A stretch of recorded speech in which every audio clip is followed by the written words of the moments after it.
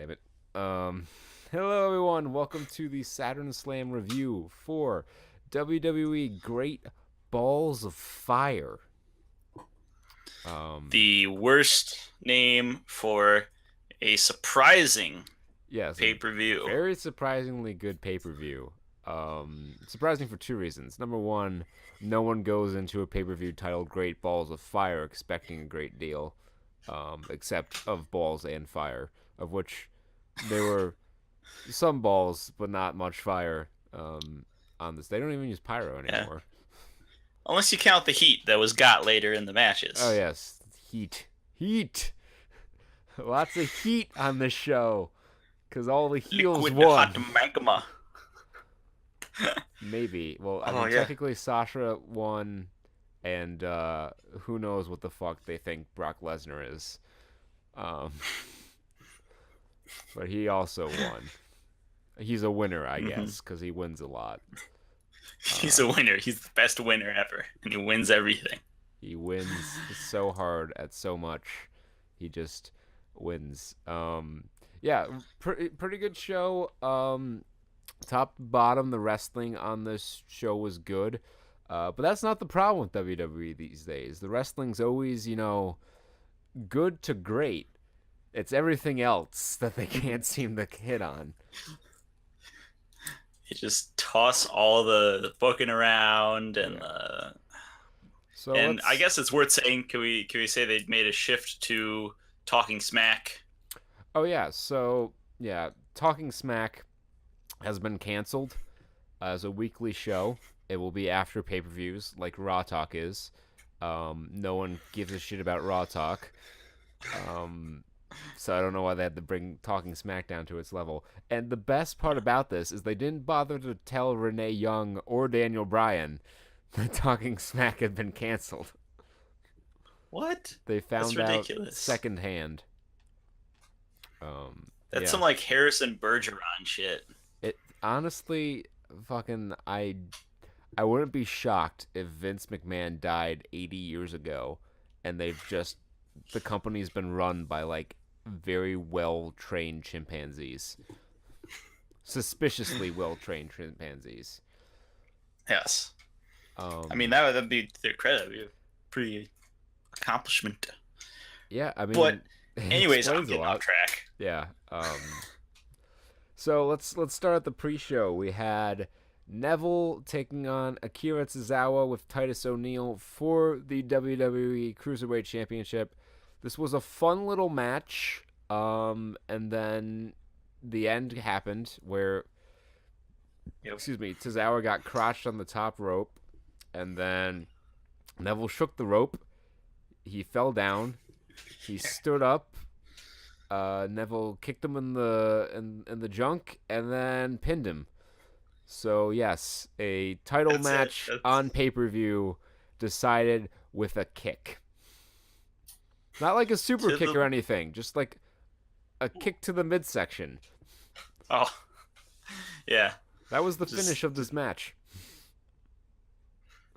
this isn't soccer. This is wrestling, ladies and gentlemen. So we had our Do not change first your channels. yeah, we had our first match uh decided by testicular trauma. It would not be the last. Or trauma to the balls of some sort. Um That sounds like a metal song. Trauma to the balls. I'm sure there's some subcategory of metal that has produced that song. Yeah, Green Day will put it on their next album. One day you'll learn music. Bray Wyatt and Seth Rollins opened up the actual pay per view here, which was a little surprising to see these two go out first. But they had a good match. I enjoyed it. Thought it was a fun time. Bray hmm won with the thumb to the eye, and Yep. then From the from outside. the outside, Seth was going to do another suicide dive, and then Bray's like, poke, right in his eye, Yeah, ran not back the in, eye. hit him with Sister Abigail for the 1, 2, 3. We had Seth Rollins winning this match, but I ain't mad that they're doing something with Bray Wyatt. He Yeah. he really could have used that win. and then he won again on Raw the next day. So maybe they're Oh, doing something with him. Probably not. This is WWE after all. Like, let's put the you're gonna title, bait him out until he's there, let's push him, and then and nothing. we'll put the title on him so we can drop it to Orton in a month. And then Orton can Uh, drop it to Jinder in 2 months. in another Punjabi prison Oh match, my god, because the that's next one's happening. gonna be. It's just Battleground, gonna be. folks. Punjabi prison Oh, next weekend. Punjabi prison. Like, the thing about this, like, this is how I know I'm getting old, is that when they announced the Punjabi prison match, there was a cheer on the SmackDown crowd, which tells me that none of these people have ever seen a Punjabi prison match.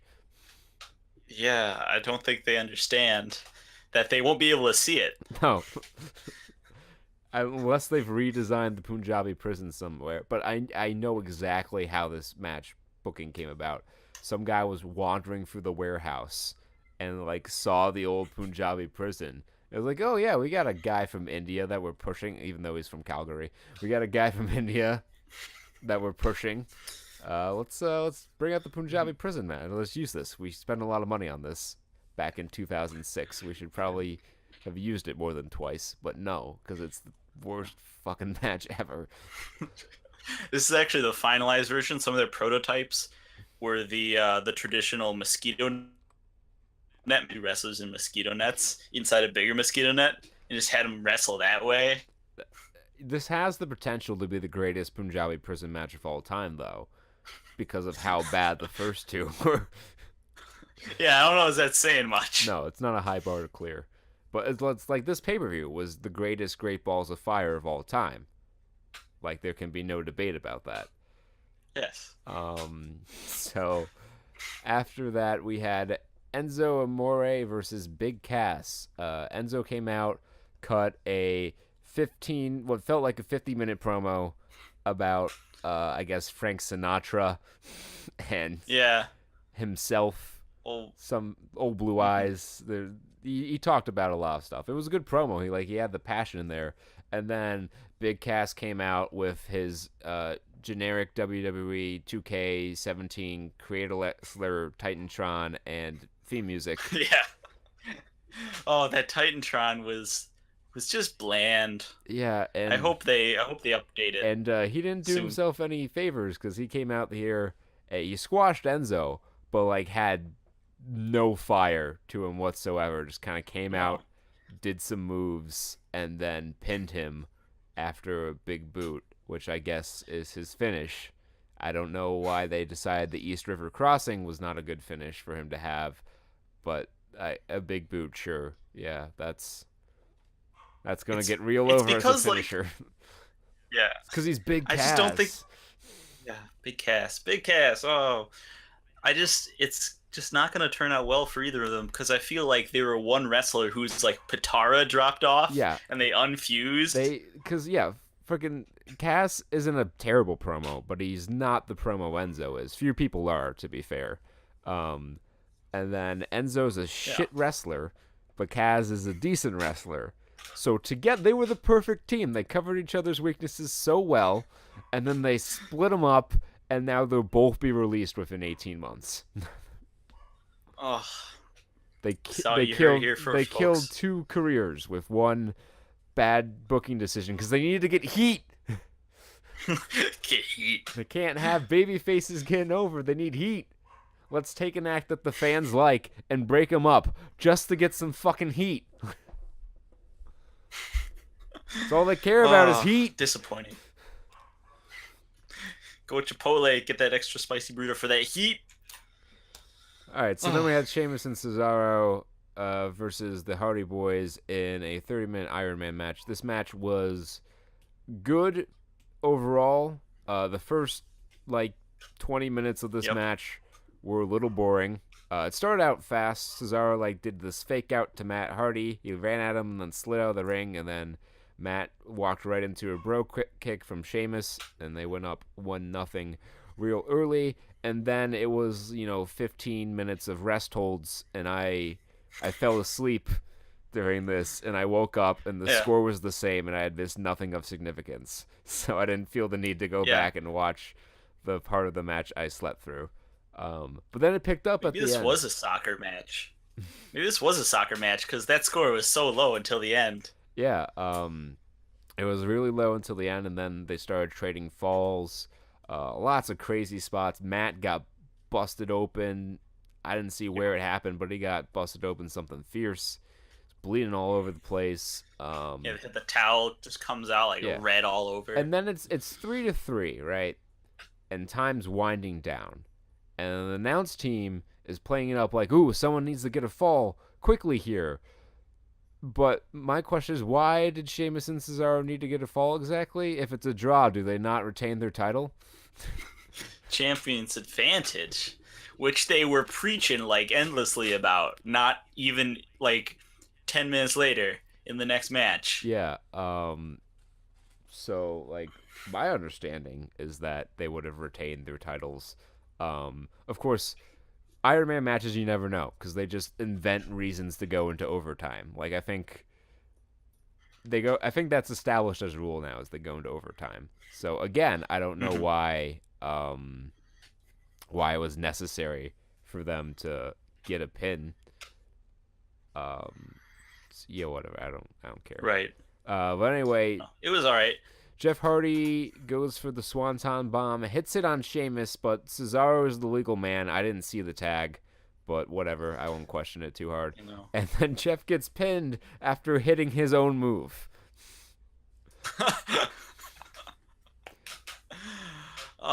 What it was. It was such a fun match. Oh yeah, it was a great It just time. I was laughing the whole time. It was a really good wrestling match. And I have no desire to see these teams wrestle ever again. Yeah. Oh, speaking of fusion, fucking Cesaro Sheamus fusion Yeah, doing dance. the fusion dance in the entrance. It is both love and life.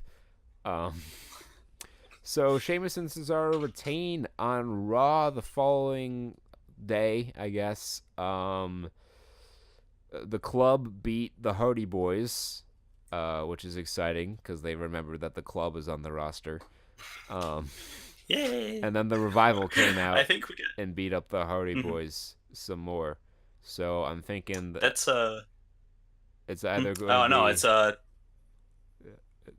you it's go. either going to be Do a it. four corners match at Slam with those four teams, which would be weird because that's three heel teams and one babyface team, or they're going to do a heel versus heel feud between the club and Sheamus and Cesaro, and then have the Hardy Boys versus the Revival. Yeah. And as you watch these reviews in the future, as we go through and you watch tag team matches, take a drink every time WWE remembers that a tag team exists out of nowhere Yeah. Oh, my favorite because part. it happens a The lot. commentary on the show was awful, but my favorite part about the commentary was in the pre-show match when they're talking. They had this new guy doing commentary on the pre-show cruiserweight match, and he wanted to be anywhere else than at Great Balls of Fire. Right. And he's listing off the people that Neville has defended his title against, and zero mention of Austin Aries. He's released like a day ago, and then he's persona non grata. Can't mention him.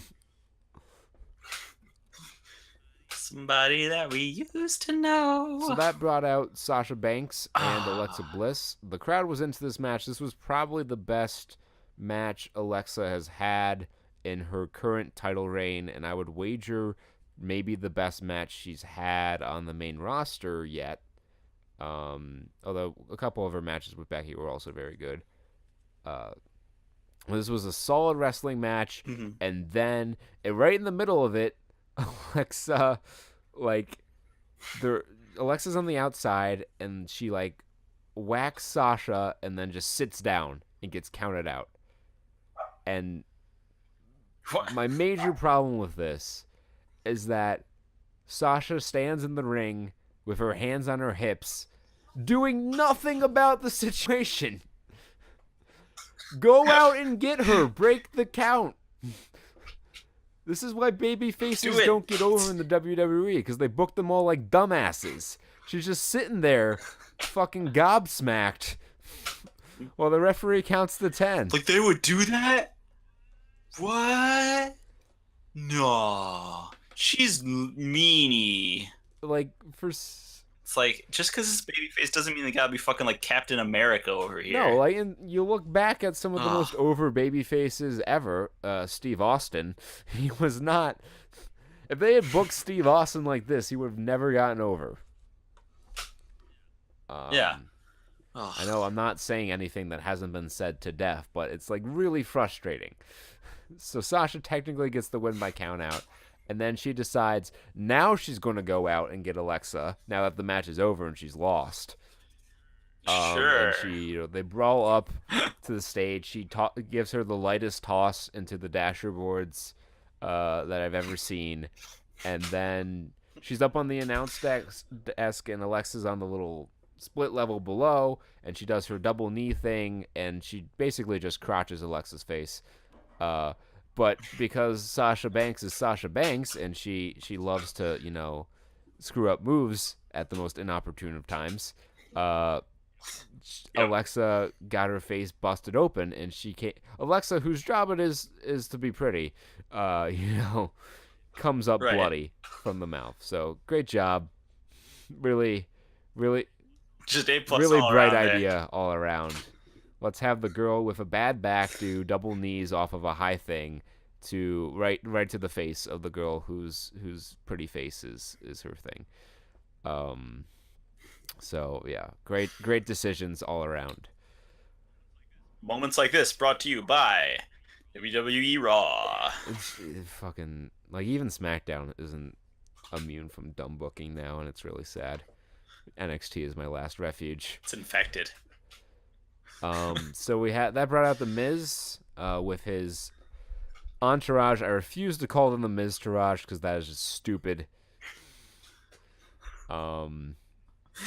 Just laugh whenever they say it. Just what? And he Goof. wrestled Dean Ambrose, Silly boys. and he worked Dean's leg for a lot of the match, and Dean was really selling the leg until it was time to do his comeback, Yeah. and his leg was fine. So I'm going to be devil's advocate here and try to talk Dean's way out of this. So he was overselling the leg to lure Miz into a false sense of security. So when he did his comeback, it took him completely by surprise. But his leg was actually hurting a little bit, and that's why he grabbed his knee every now and again. But like the way he was running around and he was doing this little he'd spring himself over the top rope and land on and then jump up to the top turnbuckle. It's like he usually doesn't use his leg that much in his comeback, but like this match specifically, after having his leg worked, he felt a good idea to go and really jump around. Just bionic leg out of nowhere. So this was a fine match.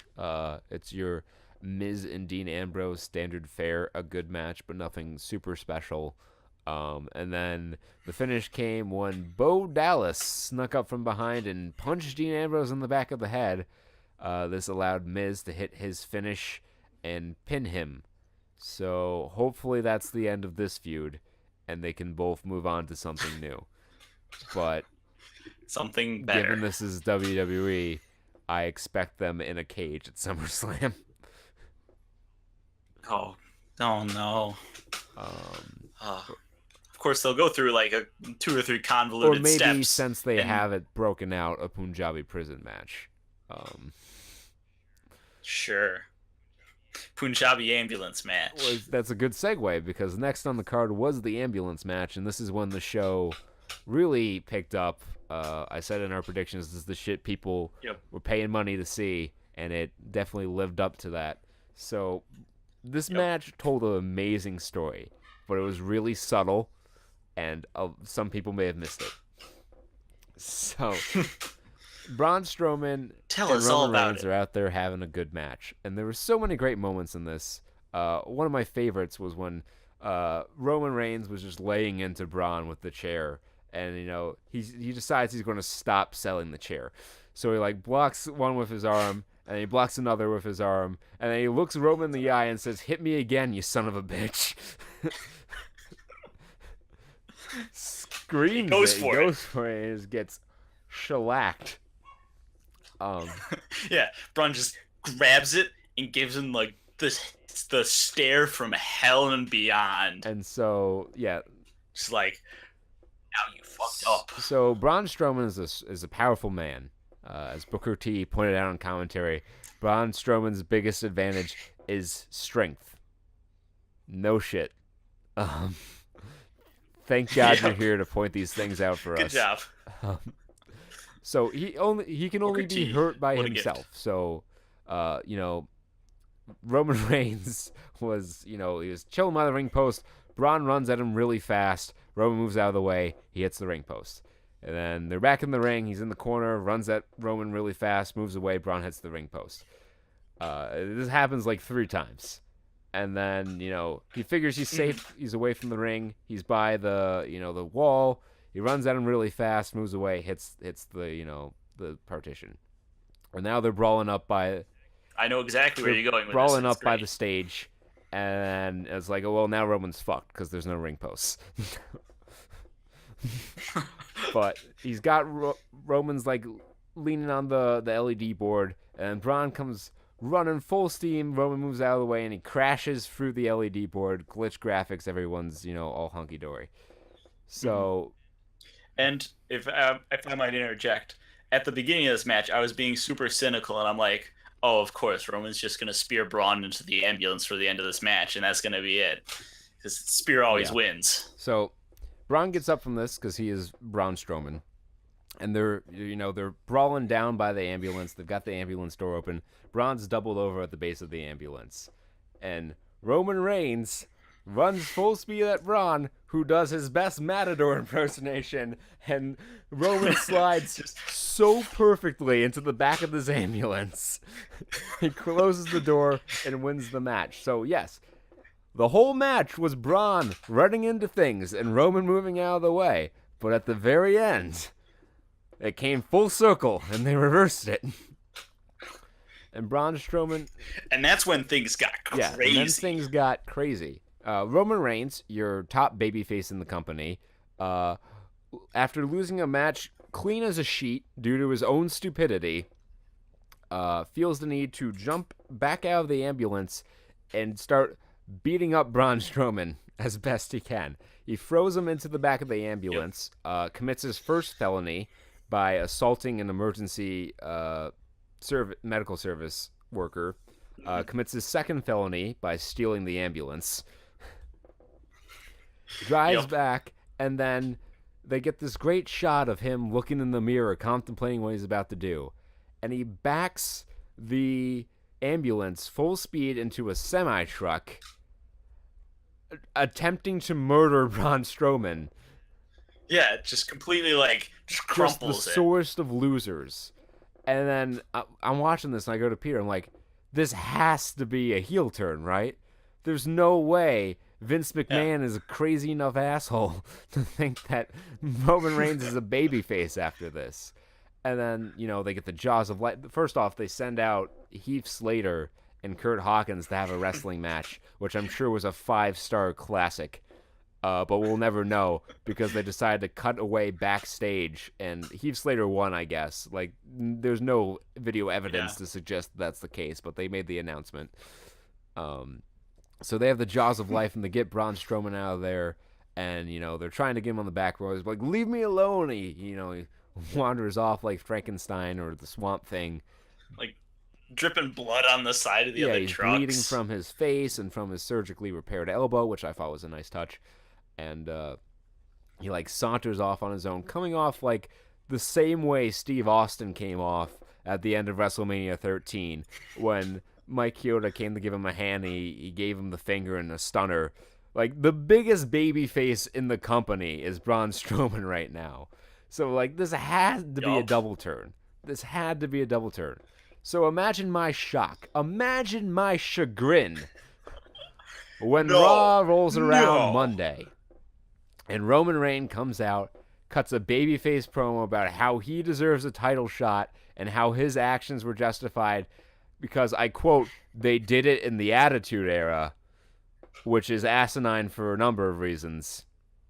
Now, I'm gonna let this play out because there's still a chance they pull the turn. Like if Braun comes out next week and interrupts the number one contenders match between between Roman and Joe, which I think is what's going to happen. That sets up a fatal 4-way for SummerSlam, because I'm imagining Roman's getting the belt at SummerSlam, because apparently the new plan for WrestleMania is John Cena winning the Universal title. So we're spared from Roman Brock 2 Electric Boogaloo. However, this gets my gears turning a little bit, and I'm still somewhat convinced they're going to turn Roman, because if Brock or Roman's going to have the belt going into WrestleMania, it makes sense. They're not turning John Cena. Like, that's not happening. Right, you can't. That's like impossible at this point. It's impossible. But they might turn Roman for that feud. So we'll see. I'm holding out hope, because there's no way in hell they can be so stupid as to waste this golden opportunity. Like, I don't know why. Like, this is perfect for so many reasons, because Roman gets to be a heel, which is probably the only thing that could possibly get him over as a babyface at this point, is for him to be a heel. Right. And then Braun Strowman, who is bigger than Roman, and who is stronger than Roman, which ticks two of Vince McMahon's favorite boxes, gets to be the top babyface on Raw for a little bit. And I'm not convinced that he's not already a babyface. Like, what has he done that's heelish except try to kill Roman Reigns, who everyone hates anyway? So he's a hero of the people already. I'm ready for hero of the people Braun Strowman. Yes. Oh my goodness. So because this angle went 45 minutes, there was no time left for the main event. Yeah, so broccoli lasagna, layers of seafood ziti. That was a great one. I enjoyed that. So Joe walks out, and everyone's into Joe. He's walking down. He's got that badass swagger. Everyone wanted Joe to win in this match. I feel like that was. Yeah, we were feeling great. We were riding high on that last we're match. Like, oh my god, they finally turned Roman heel. Maybe we'll see. Yeah. So yeah, and then Brock comes out with Paul Heyman, and then Paul Heyman grabs the mic and he's doing Brock's introduction, and then Joe jumps him from behind. This actually got boos because people wanted to hear Paul Heyman announce Brock Lesnar's name. So he jumps him from behind. He's beating the shit out of him. They go over to the announce table. I'm going to say it was the German announce table. I'm not entirely sure. Joe gives him a Uranagi through the table, and he gets back in the ring and waits for Brock. And Heyman's pleading with Brock, don't go back in the ring. Don't go back in the ring. And Brock struggles to pull himself into the ring. He's smiling. He's like, come on. I'm like, they have to do the change now. Like, this is the perfect. He was jumped early. He got blindsided. This is the perfect way to write off the loss as, not a huge deal. And so they start brawling, and Joe's on offense. He's dominating the match. He's getting the choke in. Brock is turning all kinds of wonderful shades of purple. It's great. That coquina clutch for a good 80% of the match. And then Brock goes on offense, and he does like 3 suplexes, and then it's back to the choke. And then he does another 3 suplexes, and it's back to the choke. And they're in the corner. Joe's got the choke cinched. He's got his legs grapevined around, and then he lets go for some reason. And they walk back to the center of the ring, and Brock decides he's done selling, and then just picks Joe up, hits him with one F5, and pins him. Now, people will say, why are you so mad about there only being one F5? WWE should protect its finishers. True. But when the finisher is already, the damage is done with the F5. People kick out of the F5. It happens. So for Joe to be bitch-made enough to be beat after one F5 does not do him any favors. Now, the general consensus after the match is that this helped Joe's stock. I didn't feel that way, but if that's the general consensus, then that's That's fine. It accomplished what it needed to do. Yeah. But I felt slighted. Like this match only went 6 minutes. So like if Brock Lesnar won't go more than 10 minutes with Samoa Joe, then what even is the point? If Brock Lesnar is only going to use 2 moves and is only going to wrestle for 5 or 6 minutes every time, then I have no use for Brock Lesnar anymore. Yeah. It's not entertainment No, because anymore. it's so like you could. It's a paint by numbers book at this point, and I really feel like the mystique at certainly for me, but I felt this way for a lot longer than most have.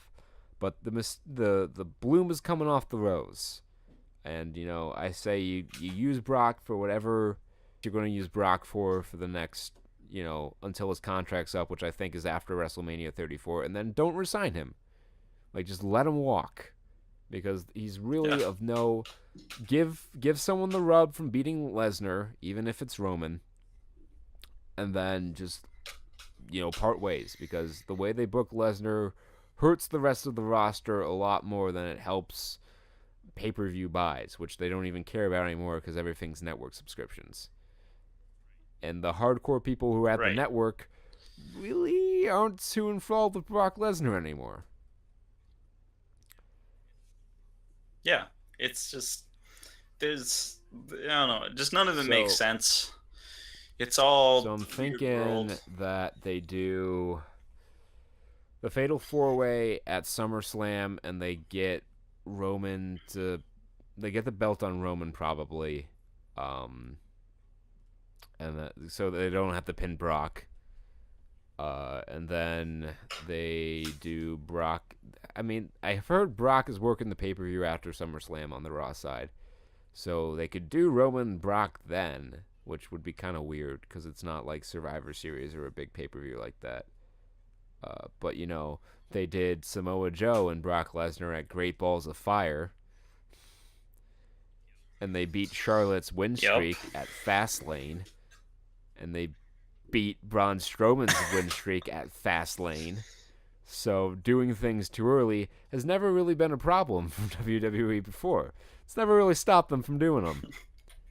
So, hopefully that's the case. And like I'm pretty sure Brock's not making it out of SummerSlam with the title because they want to have the title have more of a presence on Raw, which I think is a smart move because right now you're Probably. not doing anything with the IC title and you have all these top guys that are just kind of spinning their wheels because Brock Lesnar wants to, hide away from society in Canada for months on end. Uh, so that was Great Balls of Fire. It was a surprisingly good show, Yep. and I'm looking forward to SummerSlam. There's a lot of intrigue. Hopefully, they do something with this double turn. Hopefully, it is a double turn because honest to God, you're squandering the hottest angle you've had in years if you don't. Uh, and then we'll see what Battleground has to offer besides a Punjabi prison match. And we'll go from Great. there. So that's next week. We will have Battleground predictions and then a Battleground review. Battleground.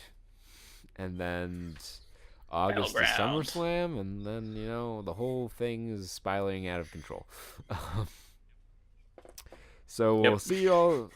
We'll see you all We've next lost all time. control, Thank ladies and you gentlemen. very much for watching.